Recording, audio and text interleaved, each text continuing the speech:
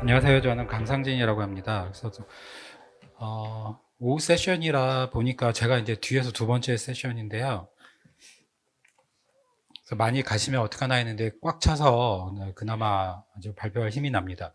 그래서 오늘 오신 분들 중에 이제 트랙이 세 개인데, 요 전에 시간 보니까 저도 세션을 좀 들었는데요. 그 오전에 이제 열심히 들으시고 보통 점심 드시고 좀 이따가 많이 가시잖아요. 그래서 많이 안 들어오시면 어떡하나 걱정했었는데 이제 제 기우였던 것 같습니다. 네, 제 세션의 주제는 이 쿠버네티스 환경에서 우리가 보안을 어떻게 할 것인가, 그리고 뭘 신경 써야 되는가.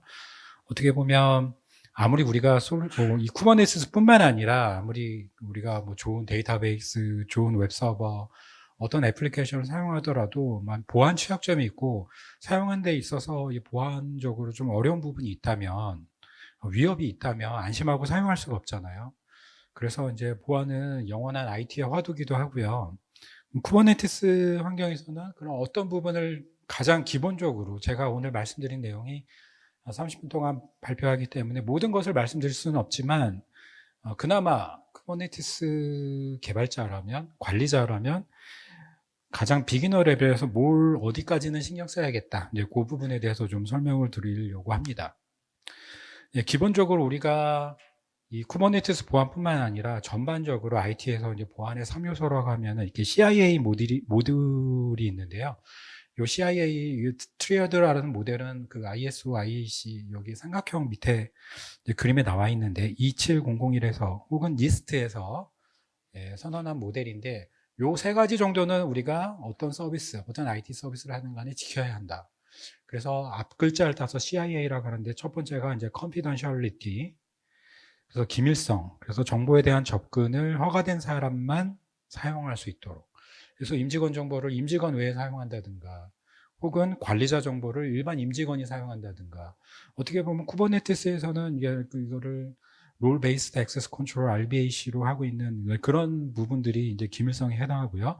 무결성, 가지고 있는 정보에 대해서 항상 정확하고 완전해야 된다. 허용되지 않은 변경을 아무나 와서 업데이트한다든가 삭제한다든가 추가한다든가 이런 걸 하면 안 되는 거죠. 그런 이제 무결성이라고 합니다. 가용성, 보안에도 가용성이 있나라고 생각할 수 있는데요. 필요한 정보에, 필요한 시스템에, 필요한 서비스에 언제든지 접근할 수 있도록 보장하는 것이 가용성인데, 이게 왜 보안의 3요소와 관련이 있느냐라고 생각을 해보면, 이 보안적으로 안전하지 않은 서비스들, 외부의 어떤 디도스 공격, 뭐 해킹, 여러 가지 무력화 공격에 의해서 그 서비스가 다운된다면 결국 가용성이 높다, 적절하다라고 말할 수가 없잖아요. 그래서 우리가 IT 시스템에서 보안이 지켜지지 않으면 이거는 곧 데이터 노출이나 유출이나 여러 가지 문제도 있지만 가용성에 직접적인 문제를 줄 수 있습니다. 그래서 우리가 필요로 하는 시스템에 언제든지 접근할 수 있도록 보장하는 것이 가장 보안의 3요소라고 할 수 있고, 이 외에도 여러 가지 보안에서 지켜야 되는 특성들이 있지만 가장 기본적인 내용이 우리가 이 CIA 삼각형 모델이라고 할 수 있습니다. 자, 이것을 그대로 쿠버네티스에 적용한다면 뭐가 될까요? 기밀성. 누구나 접속하거나 그러면 안 되고요. 허가된 사용자만. 그래서 비밀 데이터 보호. 쿠버네티스에서는 이제 시크릿이라는 리소스가 있죠. 그리고 그 시크릿은 암호화가 아니라 어떤 인코딩, 디코딩 베이스다 보니까 그 시크릿만으로는 안전하지 않아서 우리가 뭐 서드 파티 솔루션들, 뭐 볼트라든가 이런 걸 사용해서 기밀 데이터에 대한 비밀 데이터를 보호하고 있죠. 그 다음에 아무나 접근하면 안 된다고 해서 역할 기반 접근제가 RBAC. 그래서 우리가 롤 바인딩을 하고 클러스터 롤 바인딩을 하고 네임스페이스별로 뭔가 권한을 나눌 때는 롤 바인딩, 클러스터 단위로 역할을 나눠줄 때는 클러스터 롤 바인딩 이런 것을 사용합니다. 그리고 네트워크 정책, 네트워크 폴러시 같은 경우는 특정 파드에 아무나 접속하면 안 되겠죠. 그래서 파드가 어떤 사용자가 파드 안에 접근한다거나 그 다음에 파드가 또 다른 파드에 접근한다거나 서비스에 접근한다거나 이럴 때 이 네트워크 폴러시를 통해서 우리가 폴러시 타입, 인그레스냐 이그레스냐, 그리고 파드 셀렉터, 어떤 파드만 접근할 수 있느냐, 혹은 어떤 파드를 대상으로 하느냐, 이런 것들을 기밀성에 해당한다라고 볼 수 있겠습니다. 자, 무결성.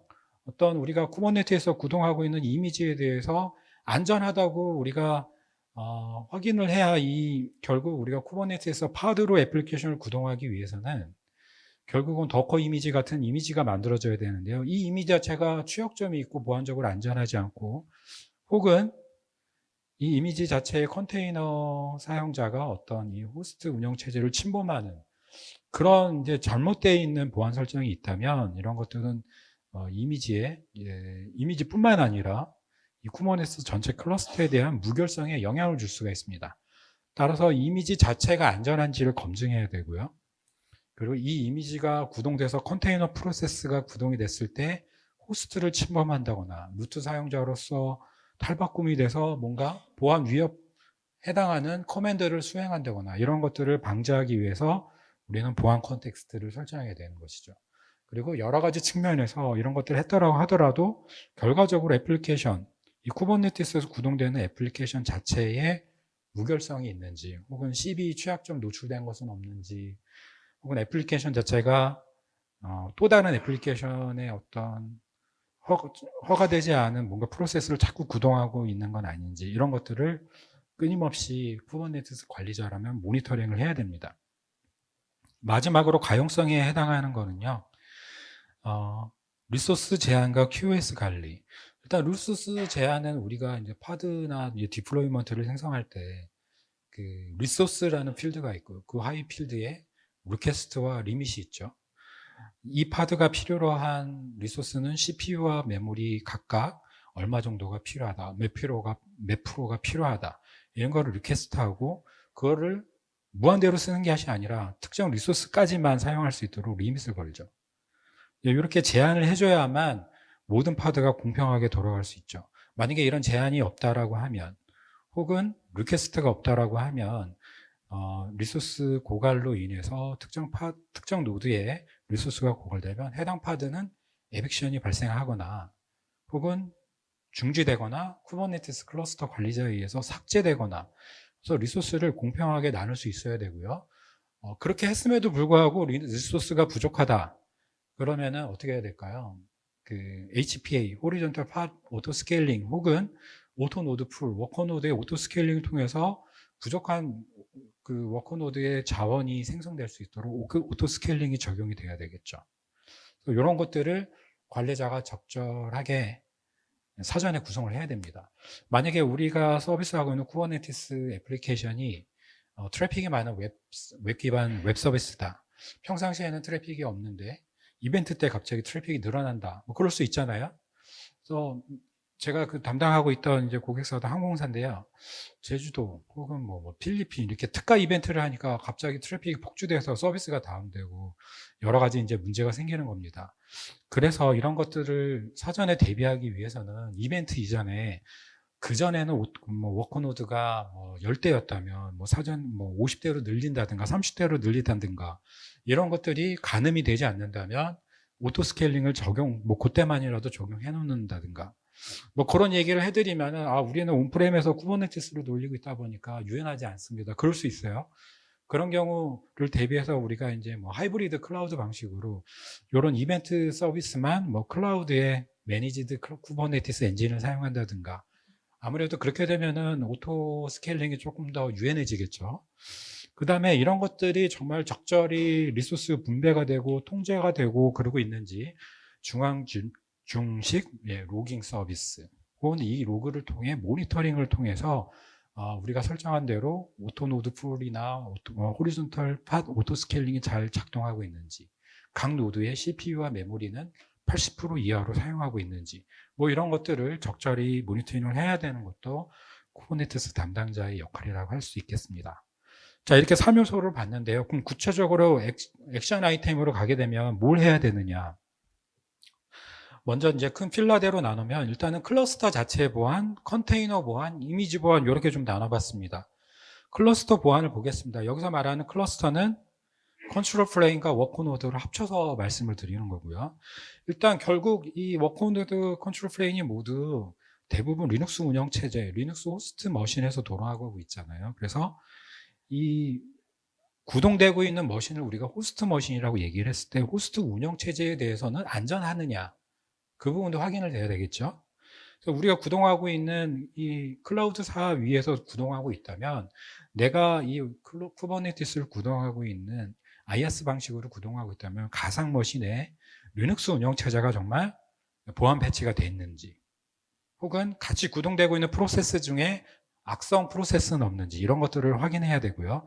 클러스터 간 접근 제어는 적절히 수행되었는지, 네트워크 폴러시는 적절히 수행이 돼서 파드 간 불필요한 통신은 없는지, 그 다음에 스토리지 역할을 하고 있는 ETCD에 대해서는 적절한 암호화는 수행이 되고 있는지, 그리고 API 서버 같은 경우는 아무나 API 서버 들어와서 설정을 바꾼다거나 그러면 안 되겠죠.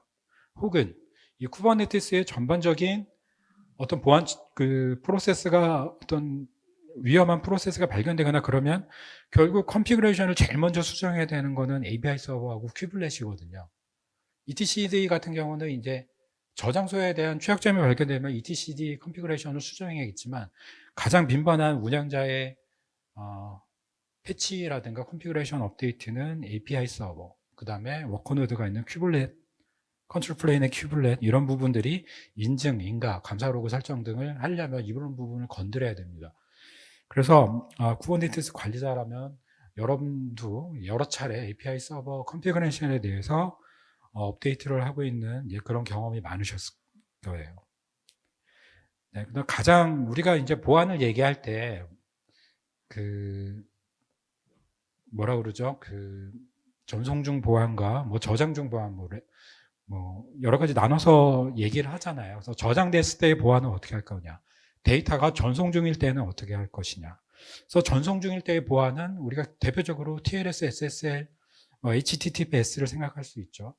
그다음에 유휴, 저장됐을 때의 보안은 어떤 알고리즘을 사용해서 암호화 알고리즘을 사용해서 암호화할 것이냐. 그래서 이런 보안 아키텍처나 알고리즘, 오픈오스, 오픈 아이디 커넥트, 인증 방식, 이런 것에 대해서는 쿠버네티스 자체적으로는 부족함이 있습니다. 현재까지 여러분도 느끼셨겠지만 결과적으로 좀 상용 솔루션, 서드파티 오픈소스라도 적용해서 이런 부분을 조금 더 어드밴스하게 적용할 수밖에 없습니다. 그래서 오늘 많은 부스 보셨겠지만 몇몇 개 업체들은 정말 이런 것들을 지원해주는 서비스를 갖고 계신 업체들도 계시고요. 클러스터 차원에서 봤을 때는 이런 것들을 관리를 해야 되고요. 이 컨테이너로 조금 더 딥다이브해서 컨테이너로 조금 내려와서 우리가 생각해야 되는 거는 컨테이너 런타임 자체에 대한 보안.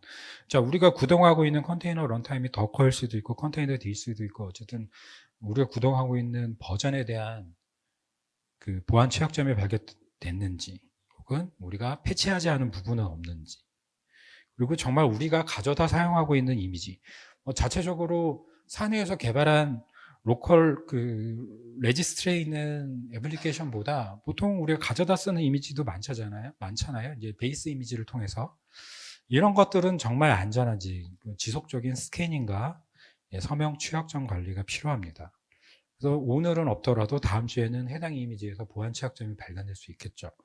그래서 이런 부분, 이미지 스캔에 대한 부분은 레귤러하게 우리는 일주일에 한 번, 어떤 요일날 몇 시에 이렇게 크론잡으로 보통 스캐닝을 한다거나 해서 어떤 것들이 그 이미지에 대한 취약점이 발견이 된다면 그게 하이나 크리티컬인 경우 어떻게 할 것이냐 생각을 해야겠죠.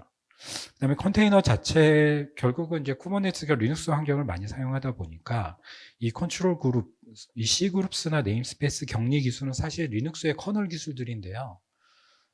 이 컨테이너 자체가 다른 컨테이너를 침범한다거나 호스트의 다른 프로세스를 침범하지 않도록 컨트롤 그룹이나 네임스페이스가 아이솔레이션 되어 있는지, 그 다음에 샌드박스 형태에서 컨테이너를 미리 격리 실행해서 이 컨테이너가 가지고 있는 잠재적인 취약점은 없었는지, 새롭게 우리가 배포한다거나 새롭게 도입하는 솔루션에 대해서는 샌드박스에서 미리 설정해보고 테스트할 수도 있겠죠. 그 다음에 이미지에서 불필요하게 해서 루트 사용자를 사용하고 있는 건 아닌지, 권한은 리스트 프리빌리지를 언제나 따라가야 되겠죠. 그리고 결국 컨테이너는 쿠버네티스 환경에서 파드로 돌아가다 보니까 시큐리티 컨텍스트를 누락하는 경우가 상당히 많아요. 그래서 보통 우리가 파드를 선언할 때 시큐리티 컨텍스트가 누락되는 경우가 상당히 많은데요. 보통 그 서비스 어카운트 같은 경우 디폴트 사용자를 그대로 사용하기로 하고요. 이런 것들은 보안 툴로 스캐닝하게 되면 다 이게 이제 지적이 되긴 하는데, 시큐리티 컨텍스트를 통해서 어떤 사용자 UID로 구동을 할지, 그 다음에 프리빌리지 에스컬레이션에 대해서는 allow를 할지 말지, 이런 것들에 대해서 사내에서 정해진, 조직에서 정해진 시큐리티 컨텍스트를 습관적으로 파드의 야물 파일에 설정하는 그런 습관이 있어야 됩니다. 그렇죠? 그래서 클러스터와 컨테이너를 알아봤고요. 이것들이 구동되면서 외부 사용자, 내부 사용자가 접속할 때는 결국 네트워크를 사용하게 되는데요. 우리가 사용하는 대표적으로 CNI 플러그인들, 뭐 캘리코든 위브든, 그러니까 네트워크 트래픽을 제어하는 이 프로바이더들에 대한 정책도 확인을 해야 되고, 그리고 사내에서 보통 설정하는 게 이제 인그레스, 이그레스잖아요.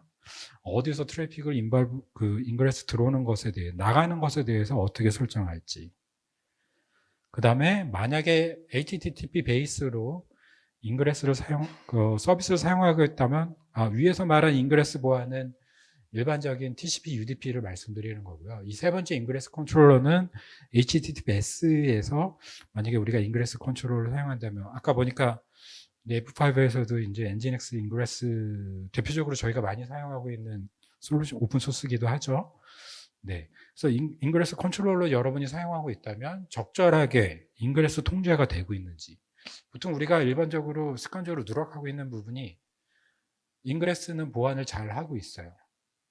이그레스 나가고 있는 우리가 아웃바운드 트래픽이라고 하죠. 아웃바운드 트래픽에 대해서는 적절히 보안이 이루어지고 있는지 이 부분도 생각을 해봐야겠죠. 이 아웃바운드 트래픽도 결국 이 트래픽을 받는 또 다른 내부 파드 입장에서는 인그레스거든요. 그래서 우리는 인그레스만 통제하면 결국 다 통제가 돼요라고 얘기할 수 있습니다. 틀린 얘기는 아니지만 결국은 우리가 나가는 트래픽까지 비저빌리티를 갖고 통제를 할 수 있다면, 근데 이런 것들을 사실 매뉴얼하게 하기는 상당히 어렵죠. 그래서 적절한 도구가 필요합니다. 그죠? 그리고 쿠버네티스 클러스터에서 DNS 역할을 하는 코어 DNS 보안도 상당히 중요하죠. 이 DNS가 공격이 당해서 결국은 IP 리졸빙이 안 되고 접속이 안 되고 이런 사례가 빈번히 발생하고 있거든요. 그래서 DNS 보안도 상당히 중요하고요. 클러스 내 보안 통신을 100% 하고 싶다면 당연하게도 TLS 통신을 해야 되고, TLS 통신을 위해서는 인증서 관리, 인증서 갱신, 생성과 갱신, 이런 라이프 사이클이 적절한 부서에서 누가 담당을 하고 있는지. 이제 인증서 갱신이 상당히 어떻게 보면 되게 짜증나는 일들이거든요.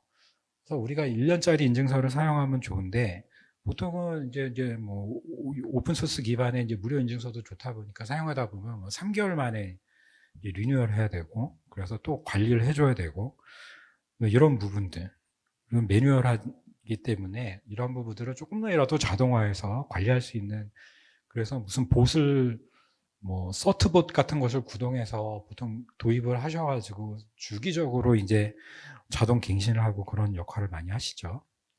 그래서 쿠버네티스에서 다음으로 서비스 메쉬를 사용하고 있다면, 이스티오나 이제 링커드 같은 걸로 사용하고 있다면 이 부분에 대한 네트워크 보안도 가만히 돼야 되고, 네트워크 격리 필터링, 요거는 이제 클러스터 내에 어떤 큐브 프록시나 IP 테이블스에 대한 설정은 제대로 되어 있는지, 적법하게 되어 있는지, 불필요한 설정은 없는 것인지.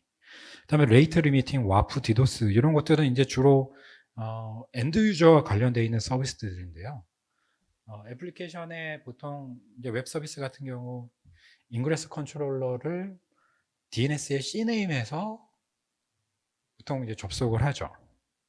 그래서 이제 HTTPS 443 포트를 통해서 인그레스 컨트롤러를 통해서 서비스에 접속을 하고, 그 서비스는 디플로이먼트는 파드 애플리케이션 이런 식으로 접속을 하는데, 요즘에 이제 그 어떤 디도스 도구라든가 봇 도구들 이런 것들이 워낙 접속이 빈번하기 때문에 이런 것에 대한 레이트 리미팅을 적절하게 설정을 해줘야 됩니다.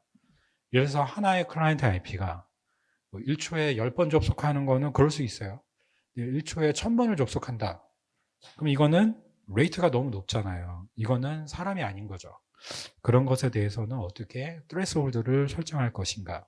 당연히 쿠버네티스 자체 기술만로는 안 될 수 있어요. 그러면 역시 서드파티 보안 도구를 설정할 수밖에 없죠. 와프, 이제 80443 포트를 사용하다 보니까 SQL 인젝션도 들어올 수 있고 크로스 사이트 스크립트 공격이 들어올 수도 있고, 그래서 이것은 RBAC만으로는 당연히 안 되는 거고 네트워크 폴러시만으로 당연히 설정이 안 됩니다.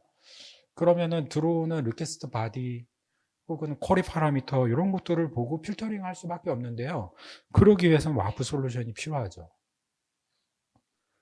그리고 이제 디도스 대비해서 우리 클라우드를 어떻게 지킬 것이냐. 보통 쿠버네티스 클러스터를 이제 클라우드 상에서 운영하시는 고객분들, 사용자분들은 주로 그거를 클라우드 회사에 위임하시죠. 그래서 뭐 디도스 프로텍션 서비스들이 대부분 클라우드 회사에 있고 인슈어런스 서비스도 포함이 되어 있습니다. 예를 들어서 우리가 트래픽이 돌아오고, 보통 클라우드 회사 같은 경우는 인바운드에 대해서는 과금을 안 하는데 아웃바운드에 대해서는 과금을 하잖아요. 근데 403 아웃바운드, 503 포비든도 어떻게 보면 리스폰스란 말이죠. 그리고 서비스가 죽지 않았어도 2005 OK로 응답을 했어도 그거는 고스란히 우리가 과금하거든요. 근데 저도 많은 이제 업체분들을 만나봤는데요. 클라우드 비용이 1,000만 원이 나오는 게 일반적인데 어느 달에는 3천만 원이 나온 거예요. 그래서 왜 이렇게 서비스가 많이 나왔나 봤더니 1,000만 원은 순사용자인데 2천만 원은 이제 봇들이 긁어간 이미지들, 뭐 이런 것들이 불필요하게 트래픽이 발생한 것이죠. 이 봇도 나쁜 봇과 좋은 봇이 있는데요. 검색 엔진의 봇, SNS 소셜 미디어들이 사용하는 봇, 뭐 카카오톡 같은 메신저들이 사용하는 봇, 미리 읽어가기를 하잖아요. 이미지나 이제 타이틀에 대해서. 이런 애들은 그나마 우리 사이트의 홍보와 관련이 있었으니까 좋은 봇이라고 하겠는데, 가격 비교 봇이라든가 불필요하게 우리 컨텐츠만 긁어가는 그런 봇들, 이런 봇에 대해서는 적절한 컨트롤이 돼야겠죠. 그러기 위해서는 리퀘스트 바디에 뭐가 있는지, 그리고 이거는 사람이 입력한 마우스 입력인지 키보드 입력인지, 이제는 그 봇 솔루션들도 되게 고단수가 돼서 기계적인 입력을 피하는 방법들을 알고 있어요. 그래서 이제 어드밴스한 봇 솔루션들은 마우스나 키보드의 입력을 이제 후킹을 합니다. 그게 랜덤하면 사람이다. 너무나 기계적으로 클릭이 1초 단위 너무 발생하면은 한 사이클이 있다라고 하면 이건 기계다. 그래서 뭐 차단하고 그러는데, 이런 것들에 대해서도 우리 트래픽이 상당히 높고 글로벌 서비스다? 그러면은 감안을 해야 되는 것이죠. 자, 거기다가 이제 마지막으로 그러면 잘 될 때 뭘 해야 될 것이냐, 이런 것을 다 구축하고 나서 어쨌든 모니터링을 해야 되잖아요. 오픈소스로는 뭐 프로메테우스를 설치하고 그래프 하나도 비주얼라이즈하고, 비용을 들인다면 뭐 커머셜한 옵저버빌리티 도구들 많죠. 쿠버네티스 버전 많죠. 그런 것들을 사용하고, 컨테이너 로그 수집하기 위해서 플런트D나 ELK 스택을 사용한다거나, 애플리케이션 자체적으로 애플리케이션이 돌아가는 이 플랫폼 자체에 대한 모니터링은 옵저버빌리티 도구로 하고요. 물론 요즘에는 옵저버빌리티 도구들이 APM, 애플리케이션 퍼포먼스 모니터링과 분산 트레이싱, 디스트리뷰티드 트레이싱까지 다 포함하고 있더라고요. 워낙 좋아져가지고. 그래서 애플리케이션 자체의 포커스에서 성능을 보겠다? APM. 마이크로 서비스 환경에서 작은 서비스 단위로 모니터링을 하겠다? 그럼 분산 트레이싱까지 지원을 해야 됩니다. 이런 것들이 모두 포함된 완벽한 솔루션은 없죠. 그래서 한 개, 두 개 도입하다 보면 상당히 이제 늘어나게 되는데, 그런 것들을 커머셜 버전을 사용하는 방식이 있고요. 뭐 오픈소스를 최대한 사용하는 방식을 추천을 해드립니다. 그래서 제가 좀 뽑아봤어요. 그래서 오늘의 주제가 쿠버네티스 보안인데, 크게 비용을 들이지 않고, 물론 이 중에는 100% 오픈소스가 있고 상용 도구들도 포함되어 있습니다만, 우리가 그나마 쉽게 사용할 수 있는 보안 도구들은 무엇인가, 한 5개 정도, 지면상 5개 정도 보여드리고 있고요. 저 큐브벤치라는 거는 클러스터 자체에 대한 보안 설정을 검사를 하는 것이고요. API 서버, etcd, 워커노드, 큐블릿 각각의 단위별로 보안 취약점을 검사를 해서 설정에 뭐가 빠져 있다거나, 뭐 이 큐브 벤치가 결국 이 CIS라고 이제 센터 포 인터넷 시큐리티 하는 기구에서 우리가 이제 뭐 보안하면 뭐 오와스프라는 이제 그 단체들에서 이제 탑 10 해가지고 요거만큼은 지켜야 됩니다 하고 리코멘드 하는 것들이 있잖아요. 그래서 그런 것들을 CIS에서 사이버 보안 모범 사례를 이제 리코멘드 하는데요. 그거를 룰로 만든 게 큐브 벤치입니다. 쿠버네티스에서 최소한 요거만큼은 지키자. 그래서 이 큐브 벤치를 설치하고 구동을 하게 되면 보안 취약점을 찾아주고요. 그 설정 취약점에서 공고한 대로 픽스를 하면 되겠습니다. 두 번째는 지바이저라는 솔루션인데요. 이 지바이저는 컨테이너 런타임 수준에서 보안 격리, 아이솔레이션, 이 애플리케이션 커널 단위의 격리를 제공해서 컨테이너가 쿠버네티스의 파드나 이런 프로세스가 감히 호스트 운영 체제를 침범하지 않도록 격리, 방어벽 역할을 해주는 솔루션이 지바이저라고 할 수 있겠습니다. 이 시스딕 같은 경우는 실시간 모니터링을 사용하고 있고요. 그래서 현재 프로세스의 사용자, 프로세스 이름, 이벤트 발생한 시간 이런 것들을 한눈에 보고요. 그래서 어떤 부분에 대해서 문제점이 없었는지, 어떤 프로세스가 어디를 침범하진 않았는지 실시간으로 볼 때 이제 대시보드도 있고 UI도 있습니다. 이런 것들을 사용할 수 있는 게 시스딕이고요. 이미지 자체에 취약점은 없는지 이런 거는 이제 트리비라는 솔루션을 많이 사용하세요. 그래서 얘는 이미지 자체에 이제 도커 파일이나 혹은 이미지 그냥 그 이름하고 태그 버전명만 넣어주면 자체적으로 보안 취약점을 찾아줍니다. 그리고 앱 아머는 이 전체 전반적으로 원래는 이게 리눅스 보안 도구인데요. 쿠버네티스에서 사용될 때는 쿠버네티스 클러스터에서 구동되는 프로세스하고 애플리케이션들이 어떤 보안 그 위협을 가지고 있는지를 확인해주는 도구입니다. 네. 그래서 짧게 설명을 드리면 처음에 설명드렸던 큐브 벤치는 이 CIS 벤치마크에서 공고하는 사례들로 만들어진 보안 도구고요.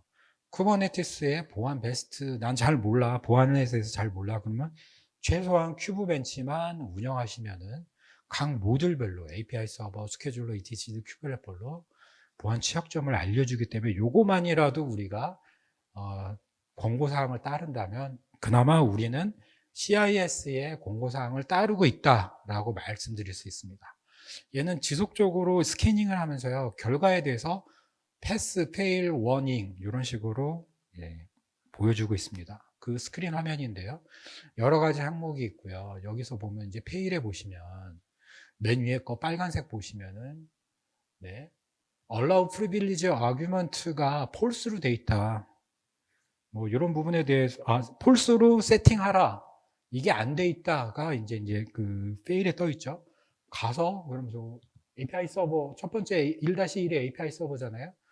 가서 폴스를 해주시면 됩니다. 컨피그레이션 업데이트하고 API 서버는 컨피그레이션을 한번 수정해 줘야 되는 거죠. 이런 식으로 설정하시면 되고요. 아까 아이솔레이션을 한다는 이 지바이저 같은 경우는 여러 가지 방법이 있습니다만 컨트롤 그룹을 강력하게 가져가는 것, 지바이저 같은 그 호스트 커널을 강제로 아이솔레이션하는 프로세스를 사용하는 것, 파이어크래커 이런 것들인데 각각의 특징이 있습니다. 그래서 저 같은 경우는 이제 지바이저를 공고를 하고 있는 상황이고요. 네, 그래서 저희가 쉽게 적용하고 사용할 수 있는 솔루션이고요. 쉽게 말씀드리면은 저 컨테이너 프로세스들이 시스템 호출을 통해서 오른쪽 그림 보시면요, 호스트 커널을 호출하는 경우가 빈번히 발생하는데 지바이저가 중간에서 딱 버티고 위험한 시스템 콜에 대해서는 리밋하는 거죠. 방어벽 역할을 하고 있습니다. 그 다음에 이제 앱 아머라는 솔루션인데요. 리눅스 커널 보안 솔루션입니다. 그래서 얘는 프로파일을 하나 만드시고요. 여기는 이제 그 파일에 대해서 라이트하고 있는 작업들을 컨트롤하는 그런 예제인데요. 이런 프로파일을 만드신 다음에 지금 파드를 생성하실 때 어노테이션에다가 저 메타 태그를 넣어주시면 됩니다. 내가 만든 프로파일의 위치를 이렇게 적용을 해주시면 이 파드는 파일 쓰기 권한이 삭제가 되는 거죠. 그래서 이 앱 아머 같은 경우는 어노테이션으로 설정하셔서 설정을 하는 방법을 사용하고 있습니다. 아직 베타 버전이기 때문에 그렇습니다. 자, 마지막으로 안전한 컨테이너 이미지 만들기. 오늘 저기 당근 소프트에서 이제 도커 부스도 있으시던데, 도커 사이트 가시면요, 베스트 프랙티스가 있습니다. 우리가 안전한 도커 이미지를 어떻게 만들어야 됩니까? 첫 번째로 나오는 게 멀티 스테이지 빌드로 만들어라. 뭐 스테이지별로 쪼개라는 얘기죠. 여러 가지 공고사항이 있는데 요약하면 이렇습니다. 루트 사용자 사용하지 마세요. 근데 어떤 때에 따라서는 설치 과정에서는 루트 사용자가 필요할 수 있어요. 그래서 애플리케이션을 설치할 때, 예를 들어서 뭐 우분투가 필요하다거나 엔진엑스 필요하다거나 베이스 이미지에서 사용하는 경우 있죠. 그럴 때는 루트 사용자를 사용하지만 커맨드를 하기 직전에는 사용자를 바꿔야겠죠. 네. 최소한의 베이스 이미지 사용하자. 이미지를 업데이트 관리하자. 불필요하게 레티스트 이미지 말고 내가 정말로 필요한 마이너 버전을 사용하자. 시크릿 노출하지 말자. 카피와 애드의 차이점을 이해하자. 가끔 헷갈리는 부분이죠. 네. 신뢰할 수 있는 패키지만 사용하자. 뭐 당연한 얘기입니다만, 네. 이런 것들이 베스트 프랙티스입니다. 그래서 우리는 이런 것들을 내가 정말 잘 만들었는지 나는 알겠지만 가져다 쓰는 이미지에 대해서는 잘 모르잖아요. 이럴 때는 이제 트립이나 이제 클레어 같은 뭐 도커 벤치 포 시큐리티 이런 도구를 사용해서 위험한 부분은 없는지 이렇게 우리가 가지고 있는 이미지에 대해서 저렇게 명령어만 실행해주면 보안 취약점을 찾아주고요. 여기 보시면은 하이라고 써 있는 게 있죠. 그나마 하이는 낫습니다. 근데 뭐 크리티컬이라고 나오는 경우도 있어요. 스코어가 보시면 항목에 보시면 CB 취약점이 발견이 됐다. 그리고 그거는 오픈 SSL에서 인티저를 사용할 때 오버플로우를 발생했던 설명이 쭈르륵 나와 있잖아요. 그래서 내가 사용하는 이미지가 이런 취약점이 있구나. 그럼 어떻게 해야 될 것인가? 버전을 업데이트하면 되는 것인가? 이런 것들을 확인해야겠죠. 자, 그리고 나서 적법한 사용자로 서비스 어카운트를 사용하고 있는지 이런 것들을 확인을 하셔야 되고요. 파드에 적용하셔야겠죠.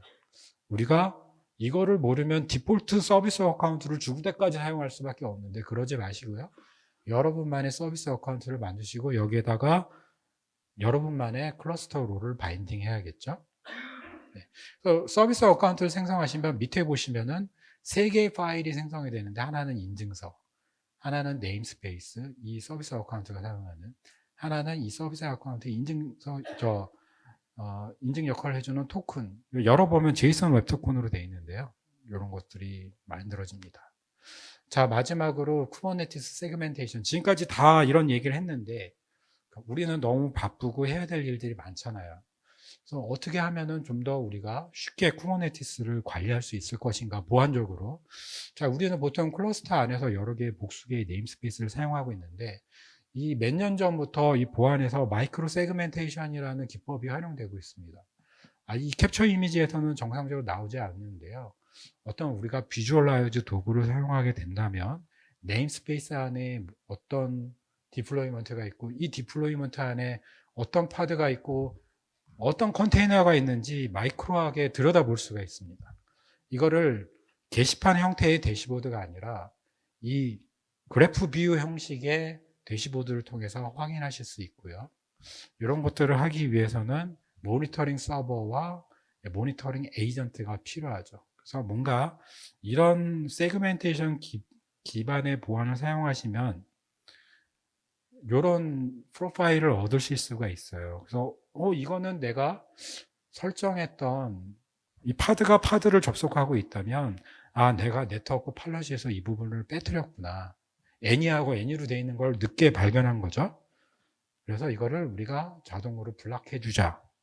이렇게 되면 앞에서 보여드린 저 에이전트를 통해서 인포스 정책이 내려가서 강제적으로 블락이 되는 그런 것들을 구현하실 수가 있습니다. 자, 시간이 다 되는 동안 제 세션을 경청해 주셔서 감사하고요. 저는 저희 회사 아카마이 부스에 계속 상주하고 있으니까요. 혹시 더 궁금한 거 있으시면 와주시면 시간상 Q&A를 못했지만 답변해 드리도록 하겠습니다. 경청해 주셔서 감사합니다.